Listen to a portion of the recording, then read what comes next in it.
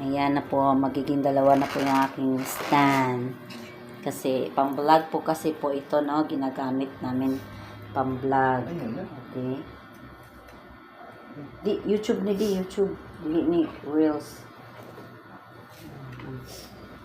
Kasi ginagamit ko to, ha? Opo, di.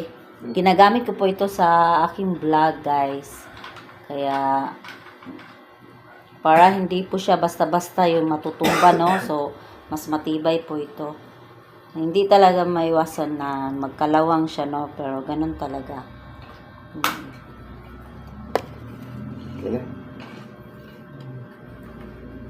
Sa iwas na rin po sa vibration sa ating mga kalawasan, no? Yung, kasi tawagan na di?